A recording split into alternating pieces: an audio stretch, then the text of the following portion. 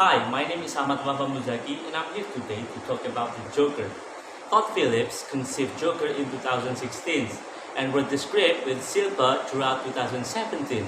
The two were inspired by 1970s character study and the film of Martin Scorsese, who was initially attached to the project as a producer. The graphic novel Batman the Killing Joke was the basis for the premise. Well, sad, tragic, deep madness, these three things are in almost all parts of the Joker film. For a film that leaves character from comics, the film story, starring Joaquin Phoenix, is very dark. Joker tells the story of various physical and mental violence that Arthur Blank, Phoenix, a failed comedian, has to accept and go through. Well, he lived in an era when Gotham was at a chronic point full of inequality, crime, and anger in the 1980s. Looking back, it is not uncommon for giant film production houses to compete with each other to present a superhero flick that have proven to be very popular and sell well in society. Well, many of these films aim to convey positive things that can inspire the audience to do better. But this year, one of the giant production houses, Warner Brothers and DC, is back to presenting a film that is quite bold and different. By presenting an origin film that has nothing to do with heroes with heroic action, but the origin story of a very popular villain and famous in the world of comic, the Joker. Well, the structure of the story plot itself is quite linear and is able to expose the storyline with various quite unexpected scene summaries with ambiguous but not long-winded delivery without presenting a still gimmick. The Joker film is also one of the films that is not classified as straightforward in the delivery of the story gimmick. There are several parts that must be passed so that you can fully understand anything that is happening, making the pacing in the film feel quite slow. The exposition is done symbolically and makes the film not too fast to rush to the next scene. There are several fillers that are used as a form of transition from one scene to another, such as Arthur dancing in the public bathroom, getting into the fridge, venting his frustration at the garbage dump, and etc. etc. The plot, which is also well developed in the Joker film, includes the suspense and thrill section. The Joker film can build a tense and uncomfortable atmosphere through dialogue or acting between the character, which can make those who watch it nervous. So that many of these suspense scenes become very memorable. Through the sequence, it seems as if the audience is being given clues after clues as to where the scene will go.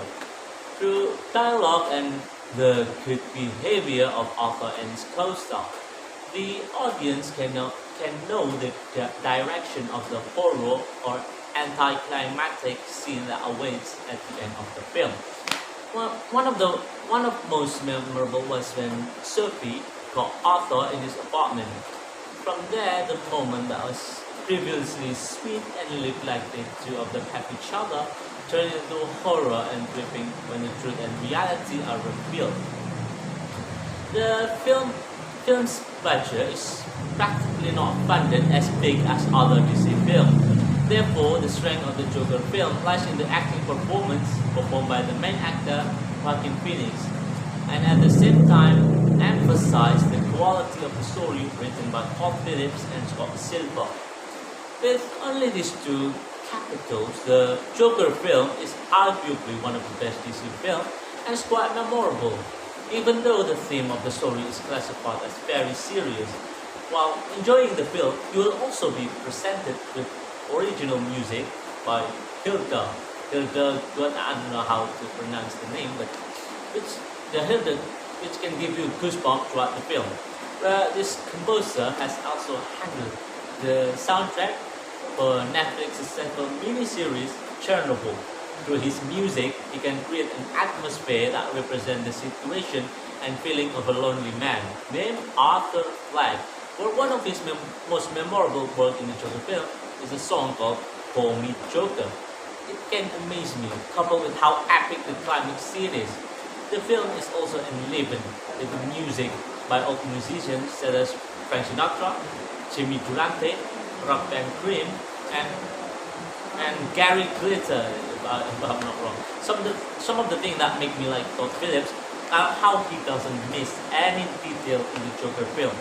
The director really paid attention to everything that was set in the background of the scene, in which the director also succeeded in presenting a somber feel with the setting in the 80s, where the city of Gotham was really neglected, lots of mutated rats and trash everywhere. Todd consistently continues to develop the existing situation in Gotham City.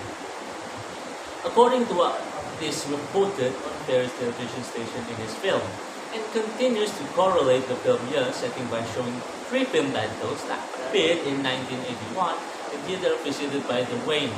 Sorry about that, my battery just died. So let's continue. Uniquely, Excalibur is also a film that appears in the opening of Batman vs Superman, when Thomas and Martha Wayne meet their end after leaving the cinema. The best known of this detail is the clock in every Joker scene we show at 11:11, which creates the clock theory, which is quite a shock because through this clock there is a big indication that so far the film is simply out-of-flex fantasy. It's quite mad. In conclusion, I was quite satisfied when I saw this year and closing film. Throughout 2019, even though only two films were released, at least this film received quite a positive response. Also proving that DC films, which are quite cheerful like Shazam and Joker with heavy and dark themes, can still attract interest and great success to the audience. Regardless of its success, well, I hope there is no further continuation of the Joker film and make this film just a single film because I feel that this film has provided the perfect ending by leaving a lot of impression and influence on the audience, demonstrating that superhero film don't need to be tied to a big project, bring in a player from other film as ambitious crossover, or spend a lot of capital to build big hype in society. With the right direction and commitment, a film from a comic adaptation can bring success and appreciation. Oh, this is the good one. Well, I hope you enjoy my review of this Joker film. I give this 9 out of 10. Yeah, 9 out of 10. Well, see ya.